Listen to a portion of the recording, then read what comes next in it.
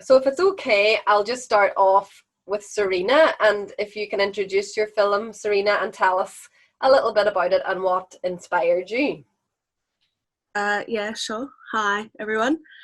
So my film is called Imagination, and we actually originally created it because I am co-director of a company called Creative Alchemy One, and we work in extended reality, specializing in the environments that actually go on the LED backgrounds. And we've been experimenting with augmented reality, which is being shot into the camera. So it's stuff in front of actors, but it's not actually there. It's just being produced through the camera. So we decided to create Imagination because we were test casing how to make films on an XR stage. So we had a team of 4, 3 of which all were under 25. And we spent a week in Edinburgh filming. Well, we spent 3 days filming Imagination to understand the workflow of how to create films for XR stages. Well, congratulations. Highly innovative and forward-thinking and very contemporary, and, well, even more forward-thinking than contemporary. So that is amazing.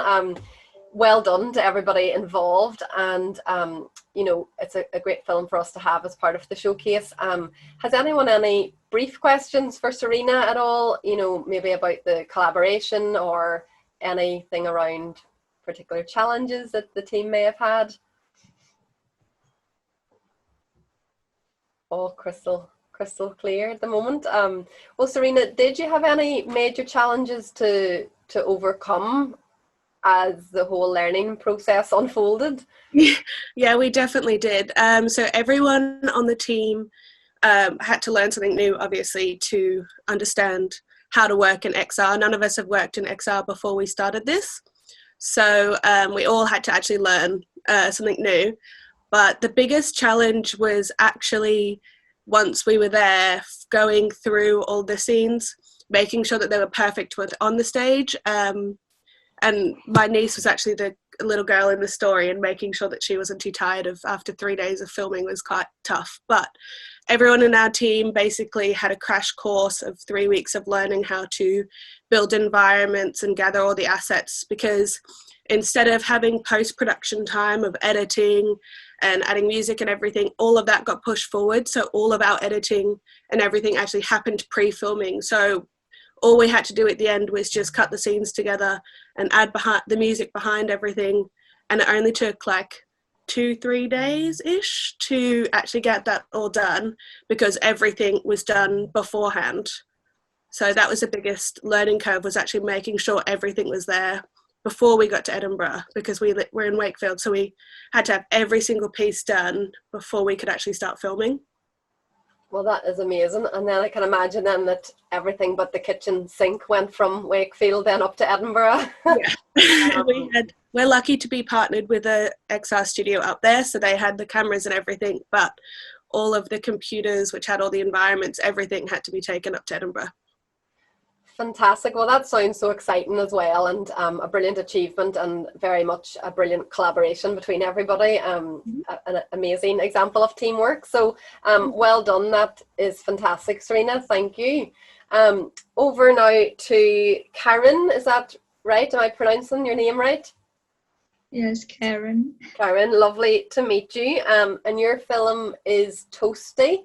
Yeah. Can you tell us a little bit about that and what inspired you?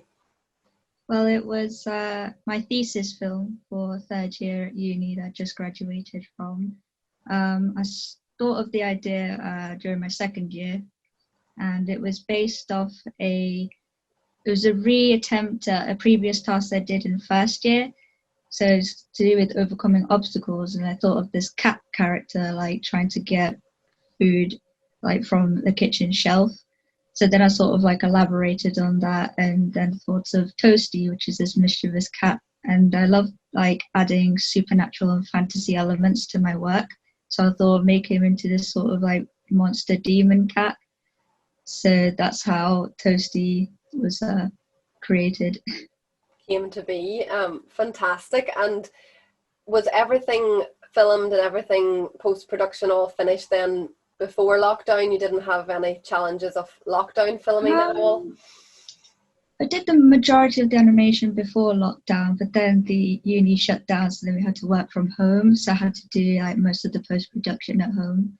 But it was all right because the uni had provided us with the software and it taught us how to obviously use said software. So it was simple to do. And you've graduated now then as well. Yeah. Congratulations, that's brilliant. Thanks. Great, well we wish you every success with what you go on to do next, and thanks for giving us that background then to Toasty.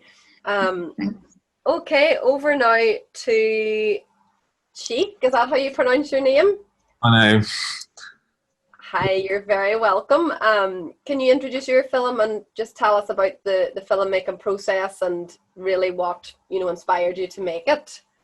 Yeah, sure. Okay, so my film is called Now You See Us, Now You Don't. It's focusing on the negative effects of water pollution.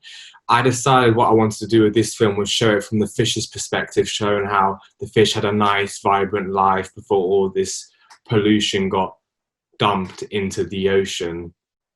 And I decided to like do it stop motion animation using a multiplane set. I had to use 6 layers of like transparent plastic sheets to like animate the fish and the sea life to make the ocean seem as alive as possible it can be.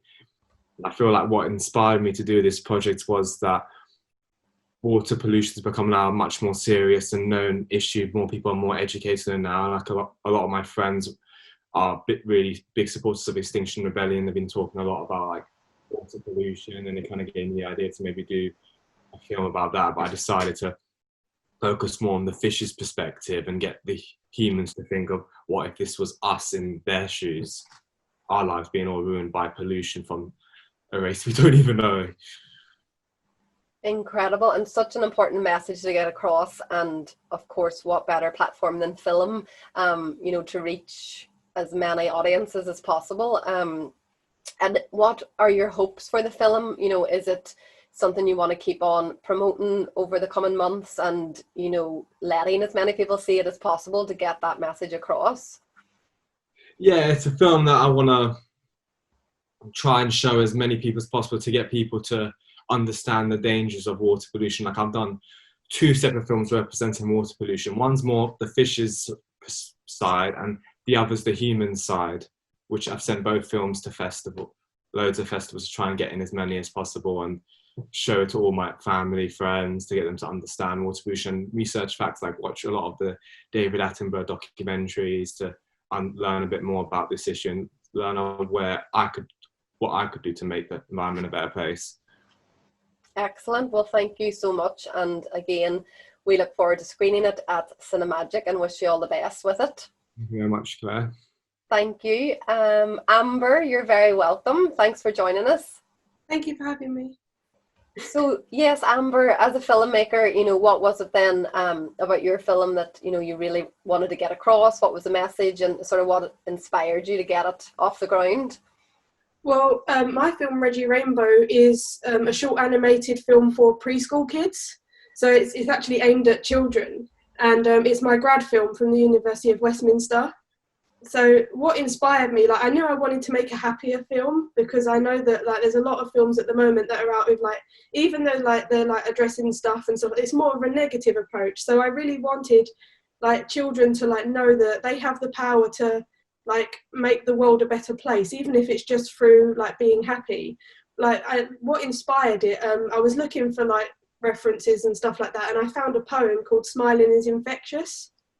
And it's a really beautiful poem about, you know, how like the chain reaction, if one person smiles, it just like goes on and on and on and makes the next person smile. And I thought that was a really lovely message to get across, that you could be in the most negative world, but the simplest of gestures, if you have happiness, if you share it in even the smallest of gestures like a smile, no matter how small you are, you can have a massive positive impact on the world that you live in.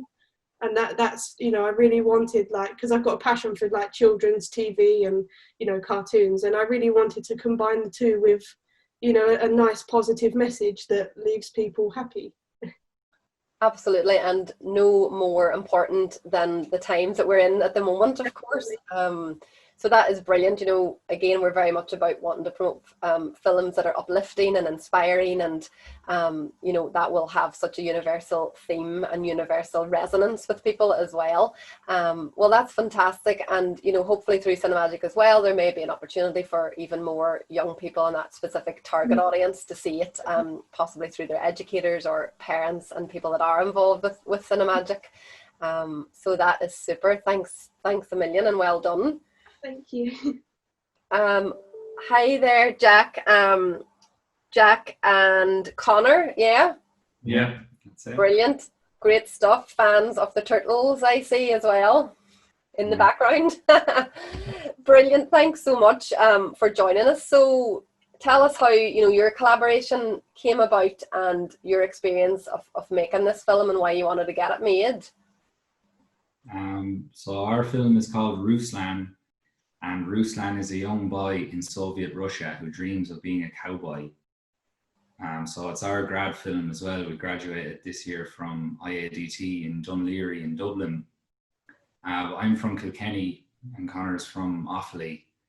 So we met in college, like, and just in third year we made a different film. We just got on well as we got on well as friends before, but then we realized we worked well together. So in fourth year then it was no question, we were definitely going to try and make something together. And there was no issue between Kilkenny and Offaly going head to head then with each other in a film? No, there was no rivalry. Offaly's are finished, in the hurling, the sport, so it's all right. Exactly. Well, that is brilliant. And, you know, do you feel that you will continue on working together, you know, as a filmmaking duo? You know, is that something you'd like to continue if the right projects are coming up? We actually are working on our next film right now, which will be another animated short. We'll be making that over the next 6 months or so. So yeah, we're already going straight into another one. Well, that is brilliant. Well, that's excellent, and brilliant just to see that collaboration, and obviously the standard as well, you know, coming out of grad school and everything. So that is fantastic. Thank you for sharing that with us. And we hope as well, just as much as we can, that we can, you know, signpost audiences to your work and indeed future endeavours as well, just through the Cinemagic promotions. Thanks a million. Over to Cheyanne now. Cheyanne, thanks for joining us. You're very welcome.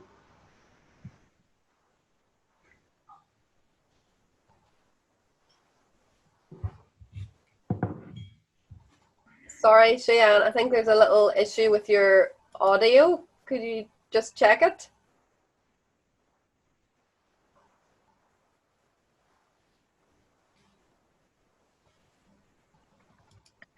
Can you hear me now? Yeah, we can hear you now. That's great. Thank you. Okay, hello again. So my film, Tantrum, I created it in my last year of uni at Middlesex University. And it's about a little girl who wants to get revenge against her mum after she gets her favorite toy taken away. And I usually enjoy making mixed media, using mixed media and mixed art styles in my work. And I wanted to incorporate that again. And with my film, I wanted to have a sort of children's book aesthetic to kind of fit with the sort of like theming and characters and sort of lighthearted story. And so I used like very soft brushes after looking at inspiration of books like Handa's Surprise and Can't You Sleep Little Bear and The Hungry Caterpillar and other books like that. And I also used traditional paper animation using crayon to represent the girl's anger while she was trying to make up a revenge plan against her mum. And I wanted to use sort of contrasting art styles with the story, with the daughter being angry while the mum and the daughter eventually make up and have sort of a wholesome ending to it. Yeah. Fantastic. And two of those books that you mentioned are very much amazing and lovely inspirations to sort of start off with. And again as well, just I would like to say like the innovation and sort of the sort of fresh approach and that sort of the nod to children's books and illustrations really, in terms of the aesthetics as well, is something that can come through for audiences to see. And is this the style of filmmaking you are interested in pursuing then going forward? Yeah, I think so. I think the very sort of soft brush approach that a lot of children's books have are quite appealing, and I feel like I would want to go into more making media aimed at children, so that art style, as well as trying to innovate on it and stylize it in a way to kind of improve on it in a way I think I'd want to keep pursuing. Yeah. And are there opportunities opening up for you now over the next wee while, do you think? I mean, are you sort of pressing forward with getting or trying to get more films made, or any projects coming up on the horizon for you? No, not at the moment. I'm still trying to look for work in the industry. So hopefully, as I keep improving and studying more on these sorts of art styles, I can hopefully incorporate it and have something to show in the future. Yeah. Well, that's great. Well, we'll certainly do what we can to promote your film, and please do keep in touch with us as well, because a lot of the time we have opportunities, to sort of put you face to face, even in an online capacity, with animation filmmakers and industry professionals that would be able to guide and inspire. So that's great. Thank you so much for sharing that. Thank you. Hi there, Max. How are you? Hello, I'm well, thank you. How are you? You right? Good. Thanks for joining us. Sorry, I'm late, by the way. I came in like 5 minutes late, and everyone was here, and I was like, oh my god. Yeah. No problem. We're all waiting patiently on your arrival. Thank you. No, not at all. Thanks for joining us. And yeah, just tell us a little bit about the film and what fueled your drive to get it made, really. Yeah, it all comes down to drive, really, because I'm not an animator and I don't know how to animate or where to start. I am a lifelong Pixar fanatic. I absolutely adore their short films, and I wanted to intern there during my time at university. I graduated in 2017, so I'm in the older bracket of submissions. But I went to an Apple Store talk in Covent Garden where Denise Ream, who produced The Good Dinosaur, was talking about the film.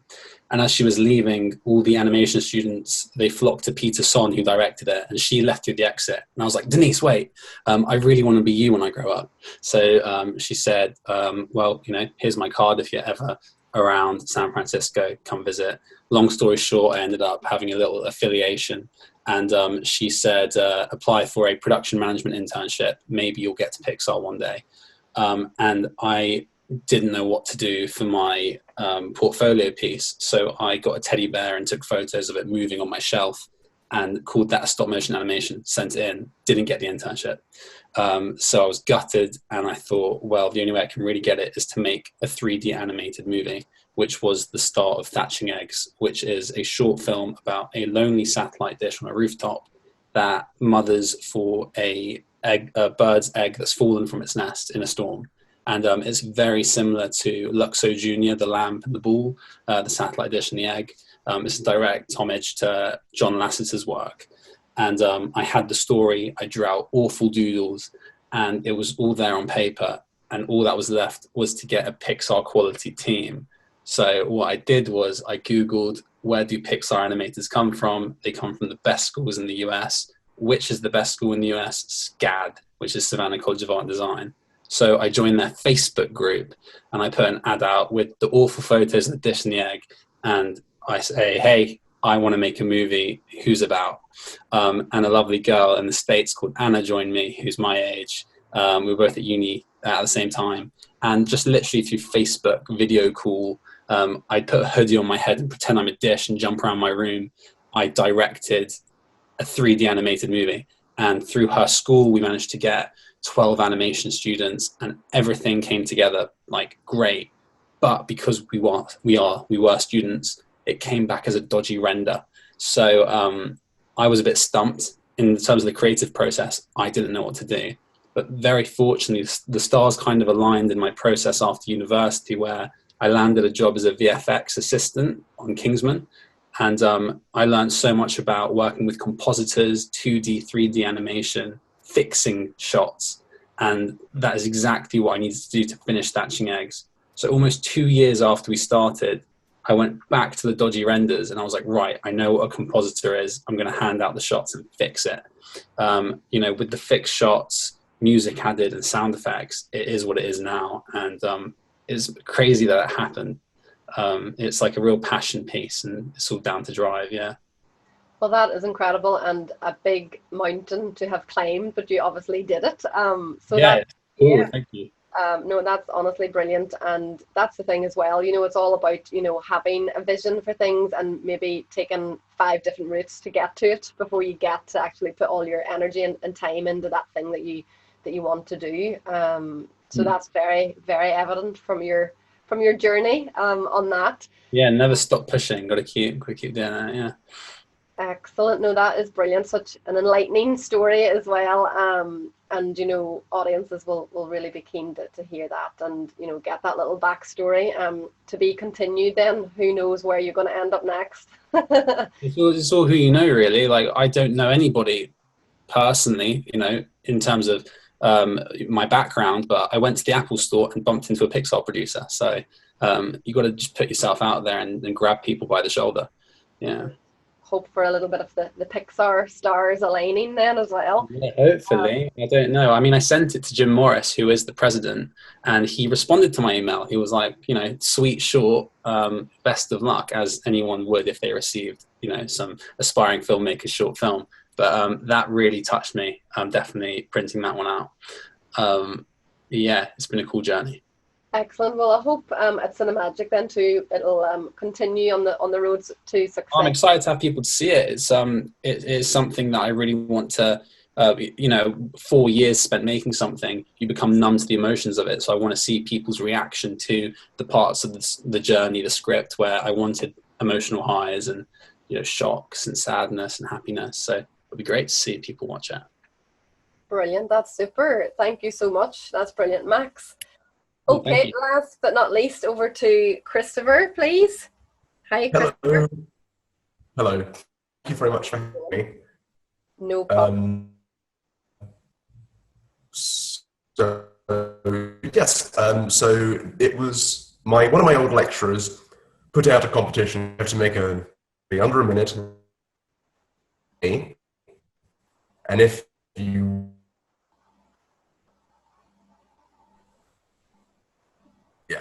okay.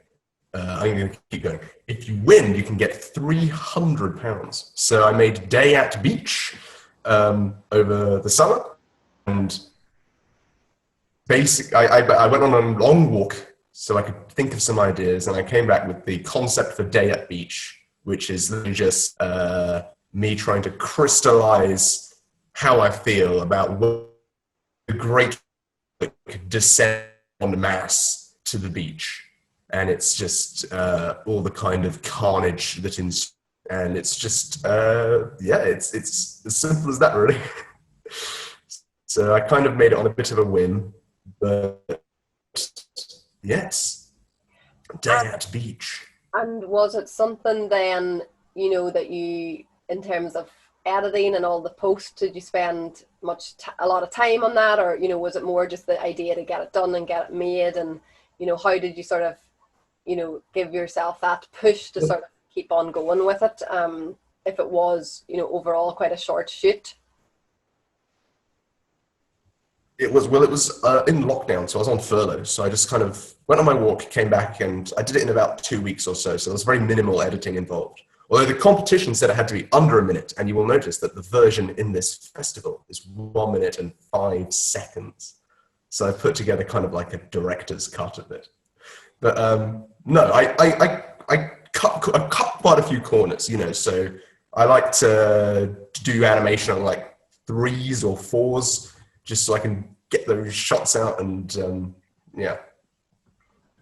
I made it all by myself in my kind of self-isolated corner of my flat. Well, that is super. And is animation something that you are very particularly interested in going forward, or are you interested in trying other genres as well? Yeah, I graduated from Animation Leeds Arts University in 2019, and since then I've just been kind of trying to make as much as I can. Really, I work in hospitality, which means I 3 or 4 days a week, which I enjoy because it gives me the time to just pursue kind of independent stuff. And I've been working. My big project over lockdown was another film called Environmental, right? And it's about this guy with.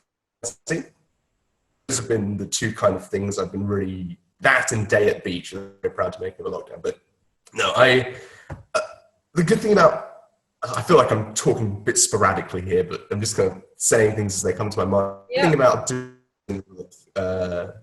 Leeds, the city I was a student in, is that there are lots of kind of other young people around to collaborate with. So it's just kind of nice to be just making whatever in those like independent circles.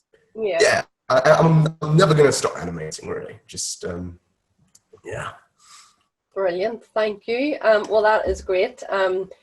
You just don't know what can happen after heading out on a walk to the beach. So that's super. Well done, everybody, honestly. You know, we want to congratulate you on, first of all, submitting the film to the festival, because there's so much involved in getting things in for deadlines, and especially over the last few months that have been more challenging for everybody. And as I said, you know, we did have a record amount of entries this year, and the quality from the filmmakers across the UK has been excellent. So we're really proud, you know, just because we're so much about supporting young filmmakers, and we really want to see emerging filmmakers do well and give them as much of a platform as we can through the work at Cinemagic.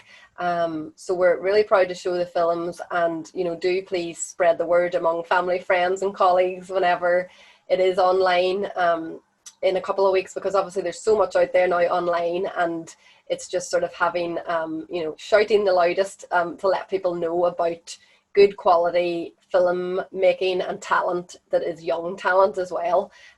Hi there, my name is Anayis. I'm the filmmaker behind Fred's Night Out, which is a 4-minute animated short about Fred, a vagabond suicidal fox looking for love.